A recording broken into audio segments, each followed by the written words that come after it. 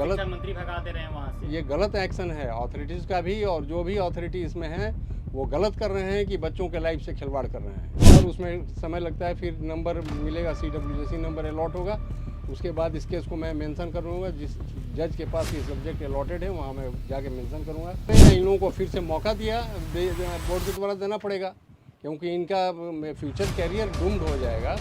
उसके लिए सरकार गलत करने के लिए नहीं है, और उसी गलत को देखने के लिए हाई कोर्ट बना है। High court under inherent जुडिक्शन article 226 में रीट में ये सब चीज़ हम लोगों को अधिकार है। तो सब्जेक्ट जिस सब्जेक्ट में एग्जाम्शन देना था उसके बदले दूसरा सब्जेक्ट अंकित कर दिया गया बोर्ड द्वारा। जैसे इसका साइंस पेपर है और उसके बदले दूसरा पेपर का उसमें सब्जेक्ट मेंशन। नमस्कार, इस वक्त हम पहुंच चुके हैं पटना हाई कोर्ट में। पटना हाई कोर्ट में हम अवधेश कुमार मिश्रा के चैम्बर में अंदर चलने वाले हैं और इनसे बातचीत करेंगे। जो STET के जो शिक्षक अभ्यर्थी हैं उनके फॉर्म में एक बहुत बड़ी गलती हो गई, जिसको लेकर काफ़ी अभ्यर्थियों का ज़िंदगी के साथ खिलवाड़ कर रही है बिहार सरकार, और जो BSCB बोर्ड है इनके साथ खिलवाड़ कर रही है। इसको लेकर आइए हम अवधेश कुमार मिश्रा सर से बातचीत करते हैं। इसमें क्या लीगल कार्रवाई हो सकती है, क्या कार्रवाई होगी आने वाले समय में, क्या इन शिक्षक जो अभ्यर्थी हैं, जो STET के अभ्यर्थी हैं, क्या इनको इंसाफ मिल पाएगा, क्या इनके लिए एग्ज़ाम से फिर से कैंसिल हो सकता है।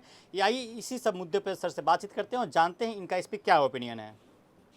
सर, आप STET के जो बच्चे हैं जो 2023 के लिए फॉर्म डाले थे, उनके फॉर्म में करेक्शन करने के लिए समय नहीं दिया गया। बिल्कुल। आप उनकी केस को देख रहे हैं, उसमें अभी तक आप क्या देखे हैं, क्या सुनवाई की है उसमें? उनके फॉर्म में और जो भी था एडवर्टीजमेंट के आलोक में जो था एरर था, जो एरर्स थे उस एरर्स को रिमूव करने के लिए बोर्ड को अंडर लीगल ऑब्लिगेशन उनको टाइम देना था, और प्रॉपर टाइम नहीं दिया, जिसके चलते एरर्स रह गए एडमिट कार्ड में।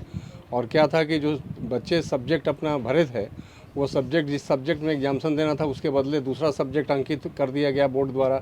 तो उसके करेक्शन के लिए उनको करेक्ट करने के लिए मौका देना चाहिए था, जो मौका उन लोगों ने नहीं दिया, जिसके चलते ये सारे बच्चे डिप्राइव हो गए एग्जाम्शन देने से।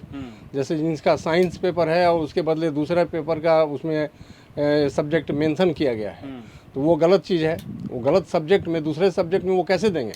जो जिसका स्टडी किया है, ग्रेजुएशन में जो सब्जेक्ट था ऑनर्स में था, और उसके बाद क्या था BEd वगैरह में जो सब्जेक्ट इन लोगों का था, वो ऑप्शनल सब्जेक्ट जो देना था उसी सब्जेक्ट में बोर्ड के द्वारा गड़बड़ी की गई है। और वेबसाइट की गड़बड़ी के चलते या बोर्ड अथॉरिटीज़ के चलते गड़बड़ी हुई है, जिसके चलते इन लोगों का करेक्शन टाइम पर नहीं हो सका, इसलिए ये लोग एग्जाम्शन से वंचित हो गए हैं। उसी के लिए ये केस फाइल किया गया है। तो केस फाइल हो गया सर? हाँ बिल्कुल। अब आगे इसमें क्या कार्रवाई होगी? अब आज तो एडवोकेट जनरल को कॉपी सर्व हुआ है, फिर स्टैम्प रिपोर्टिंग में उसका अपना प्रोसेस है हाई कोर्ट का, और उसमें समय लगता है, फिर नंबर मिलेगा, CWJC नंबर अलॉट होगा, उसके बाद इस केस को मैं मेंशन करूँगा। जिस जज के पास ये सब्जेक्ट अलॉटेड है वहाँ मैं जाके मेंशन करूँगा कि अर्ली डेट फिक्स कर दिया जाए।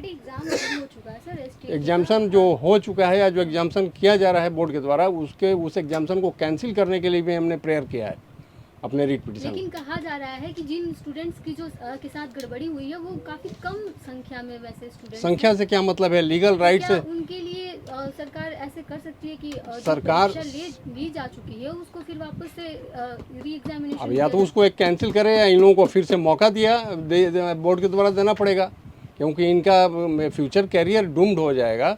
उसके लिए सरकार गलत करने के लिए नहीं है, और उसी गलत को देखने के लिए हाई कोर्ट बना है। High court under inherent जुडिक्शन article 226 में रीट में ये सब चीज़ हम लोगों को अधिकार है कि जिनके लीगल राइट्स को हनन किया जा रहा है उसको प्रोटेक्ट करने के लिए हम लोगों ने ये रीट फाइल किया है। सर, क्या हजार बच्चों के, लाखों बच्चों का एग्जाम कैंसिल हो सकता है क्या? ना, कैंसिल तो होना ही चाहिए। अगर गलत एग्जाम्शन हो रहा है तो वो अधिकार है, हाई कोर्ट को पावर है, उस एग्जाम्शन को कैंसिल करे और फिर डायरेक्शन दे के फ्रेश एग्जाम्शन लिया जाए। ये गलती है बोर्ड अथॉरिटीज़ को, एजुकेशन डिपार्टमेंट के अथॉरिटीज़ लोगों की ये गलती है, और उनके गलती के चलते बच्चे क्यों सफ़र करेंगे?